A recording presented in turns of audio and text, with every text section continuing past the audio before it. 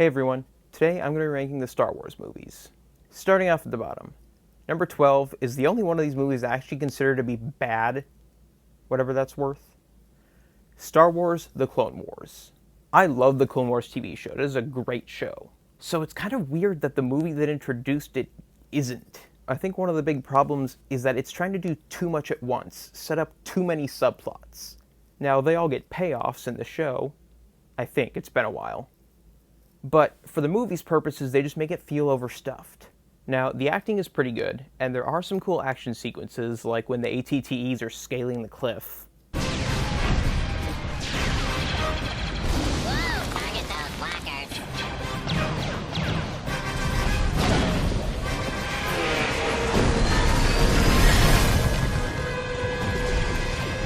But that's about it. My score is 2 out of 5. Number 11 is Episode 2, Attack of the Clones. Now, this movie does overuse CGI, but honestly, the CGI is pretty impressive for the time. Seriously, this right here is one of the most beautiful shots in all of Star Wars. The action is good, the music is great, and at least some of the acting is good. Hayden Christensen is bad, but you already know that. Other breaking news. Water. Wet. This movie has plenty of issues, but a lot of them fall under two main categories: plot convenience and inconsistent attention to detail. For one, the poison dart. Why would Mandalorian bounty hunter Jango Fett be using a weapon that could be traced back to anywhere other than Mandalore? It's a pretty big plot hole, and it only exists so that Obi-Wan can get to Kamino. The other one is just a major plot convenience. When Obi-Wan is on Geonosis, he happens to overhear the bad guys during their little meeting discussing their evil plans. Just once, I want the hero to overhear the bad guys talking about something inconsequential to the plot, like where they're going for dinner that night. As for the inconsistent attention to detail, for one, when Obi-Wan is fighting Jango Fett in the rain should be hitting the lightsaber and causing these little sparks or sizzles or whatever you want to call them. And for another, when they're flying in the gunship on Geonosis, why isn't their hair blowing in the wind? Hold on!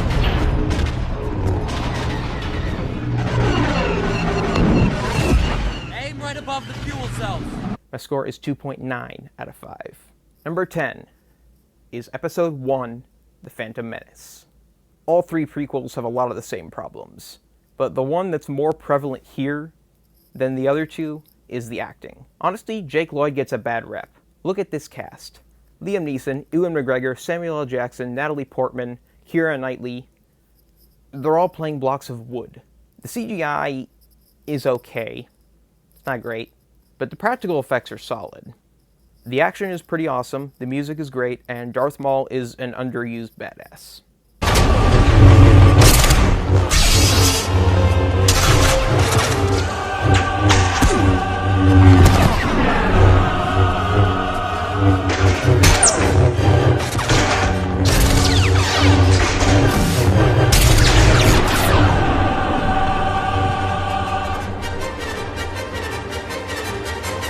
My score is 3 out of 5. Funnily enough, number 9 is Episode 9, The Rise of Skywalker. Look, I understand most of the criticism this movie gets, and I agree with a lot of it. It's too reliant on nostalgia, and it suffers from the fact that the filmmakers did not have this trilogy's overarching plot planned out ahead of time. Granted, that second one is also true of the original trilogy, but that's really not the point here. Finn's character arc doesn't really get resolved, and Rey's lineage is meh. I really wish they had just stuck with The Last Jedi's explanation that her parents were nobody. All that aside, I still really like this movie. Rey's heritage aside, the moment when she suddenly uses Force lightning is pretty awesome.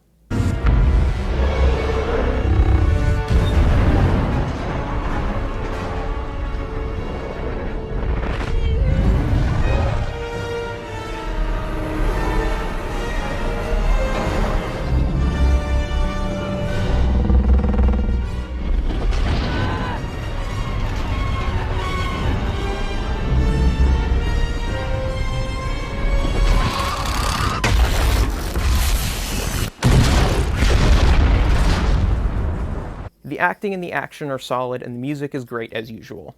Best of all, we finally get Rey, Finn, and Poe all going on an adventure together. something episodes 7 and 8 did not give us. Finally, Ian McDiarmid, I hope I said that right, arguably gives his best performance as Palpatine in this movie, and he looks awesome. My score is 3.25 out of 5. Number 8 is Episode 3, Revenge of the Sith. There's a reason this one is considered the best of the prequels, and it's pretty simple. This is the one George Lucas cared about. I'm not kidding. Apparently, George Lucas originally only wanted to make one prequel, this movie. But then he realized that if he did that, there would be some plot holes. So he made episodes 1 and 2 to fix that. The action, acting, and CGI are all the best in the prequel trilogy. And the action is some of the best in the franchise. Even Hayden Christensen is better here than he was in Attack of the Clones. He's still not good, but he's better. When Padme tells him she's pregnant, you see him go through every emotion you would go through upon receiving that news. I'm pregnant.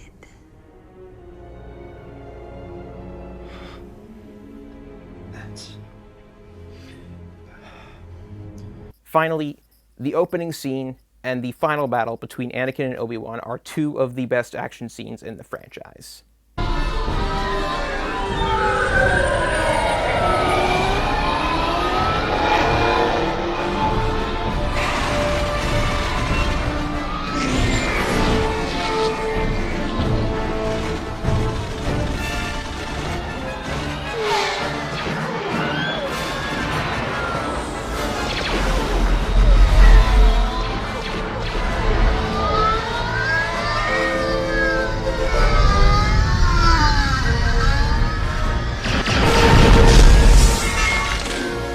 That being said, this still suffers a lot of the same problems as the other prequels. The acting is pretty wooden overall, the writing isn't great, and Padme. Ugh. Padme's character arc is just... She goes from teenage queen / badass to giggling in her nightgown to a very poorly acted death scene. My score is 3.5 out of 5. Number 7 is Solo, a Star Wars story. Two big complaints with this movie. No one was really asking for it, and it doesn't really do much to justify its own existence. Alden Ehrenreich, I hope I said that right, is surprisingly great casting for young Han. He doesn't quite look like Han, and he doesn't quite sound like Han, but he feels like Han. Likewise, Donald Glover was perfect casting for young Lando. That little scene where he's recording his little personal journal, in a less capable actor's hands, that scene would have been left on the cutting room floor. Woody Harrelson and Emilia Clarke are both good, and Paul Bettany makes for a surprisingly great villain. And Phoebe Waller-Bridge is really good as L3. Even if you don't like the character, her performance is awesome. This movie's visual aesthetic is stunning, and it manages to stand out in a franchise full of visually stunning movies. The plot is solid and has some pretty great reveals, and the action is really, really good. On that note, the final fight is one of the biggest reasons I love this movie. Every other Star Wars movie has this big, epic, climactic battle. Some better than others. Solo's finale is pretty much confined to the villain's office. We start out with 5 characters plus a couple guards, and then the final fight is just 3 characters. The stakes are lower and more personal and more relatable. And even though we know Han's not going to die, there's still a chance something bad could happen. Oh, Han.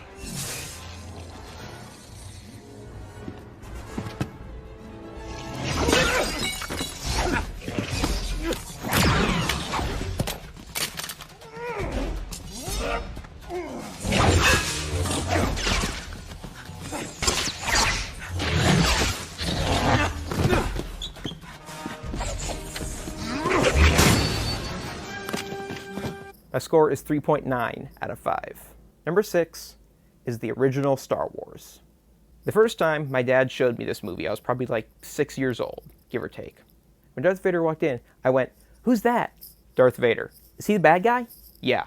This movie is a classic, but it's not exactly perfect. I love Mark Hamill, but in this first movie, he's not very good. He's not awful, but Luke kind of comes off like a whiny brat. Sounds kind of familiar. Oh, wait. Carrie Fisher is pretty good. Harrison Ford is really good. By his own admission, George Lucas is not great at writing dialogue. And it shows. The main reason more of the dialogue isn't bad is because the actors were comfortable enough to improvise some of the lines. So that certainly helped. There are still some bad lines in there. Like, "Nah me, sister." The visual effects don't all hold up, but they mostly do. And for the time, they were outstanding. The action is good, the music are great, and there are just so many iconic moments that help make up for this movie's flaws. Here they come.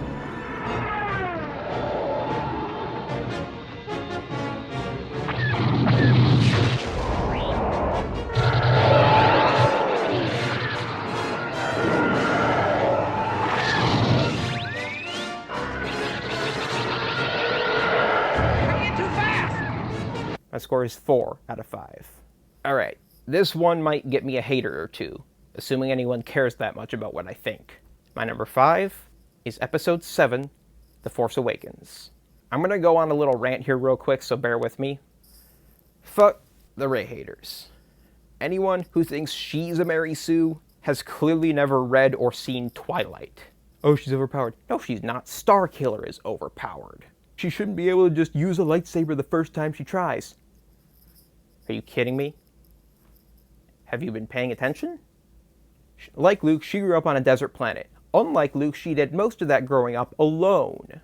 She had to learn to defend herself. She had been fighting with her staff for years, and she wields a lightsaber the same way she wields the staff. And even beyond Rey, this movie gets a lot of unjustified criticism. Some of the criticism is legitimate, but not all of it. Why can Finn hold his own against Kylo Ren for more than 5 seconds? Because Sith like to play with their food, and Kylo Ren is injured and got cocky. Seriously, the dude got shot with Chewie's bowcaster, which we previously saw causing small explosions. So, he's not in tip-top shape. Anywho, the rant kind of blended into some of my points about the movie, so I'll just keep going.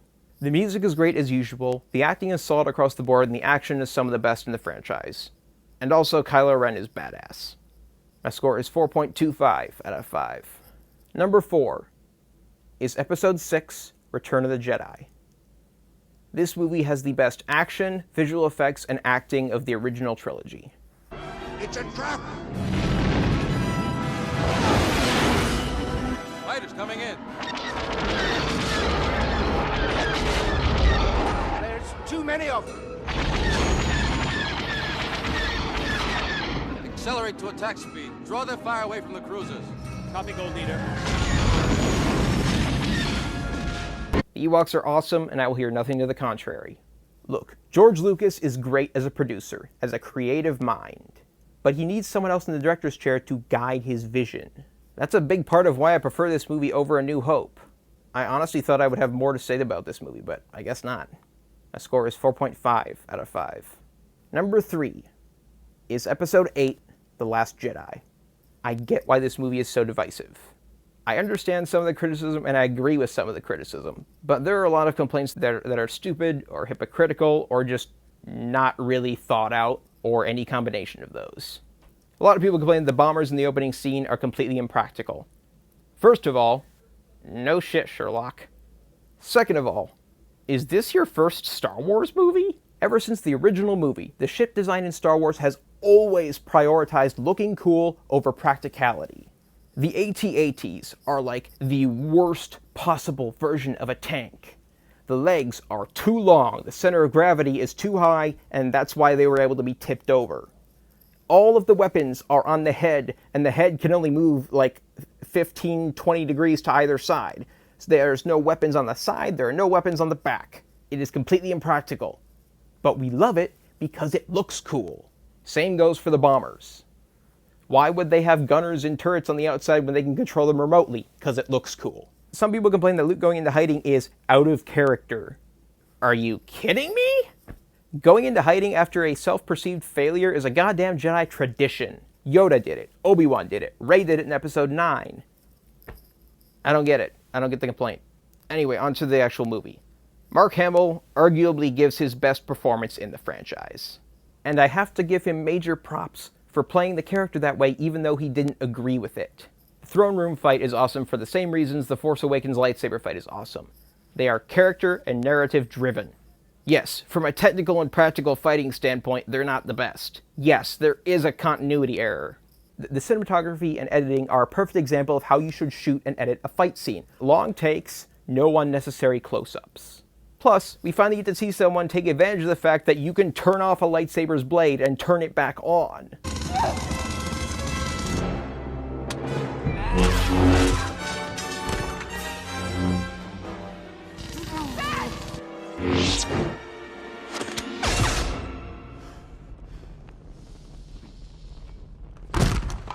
This movie is about plans failing and learning from your mistakes. Pretty much every time someone makes a plan in this movie, something goes wrong and they have to improvise and adapt and learn from their mistakes. I love it. Finally, the lightspeed kamikaze attack is fucking awesome, and I'll hear nothing to the contrary. My score is 4.6 out of 5. My number 2 is Rogue One, A Star Wars Story. My one big complaint with this movie is that Jyn starts off as a passive protagonist, which is the most boring kind of protagonist. She does get more active throughout the movie, so that helps. This movie probably has the best action overall in the franchise, like the highest average quality of action. The battle over the space gate is one of the best space battles in the franchise. Reverse engines! Full power!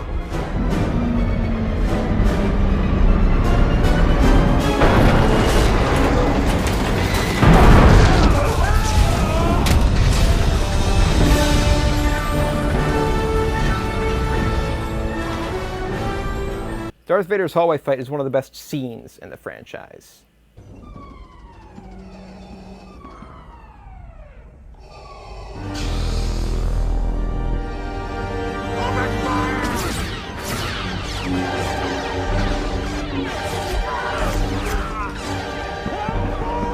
Felicity Jones and Diego Luna are good. Donnie Yen and Zhang Wen, hope I said that right, are great.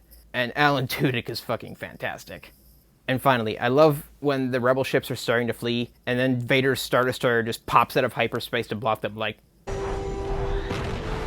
Surprise, cockpigs! My score is 4.75 out of 5. Finally, my number 1 is Episode 5, The Empire Strikes Back. What can I say? Sometimes I agree with popular opinion. This movie is a classic.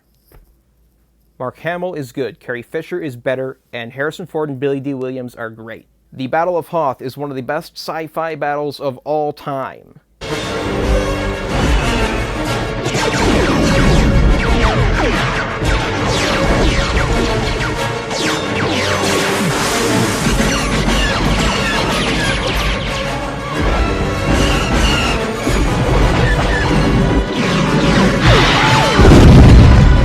The visual effects are pretty damn great, and the music is outstanding. Honestly, what else is there to say? My score is 5 out of 5. Hey everyone, let me know what you think. What's your ranking? Like and subscribe. If you don't like the video, subscribe anyway so you can tell me how bad my other stuff is. That's all for today. Stay safe in these crazy times.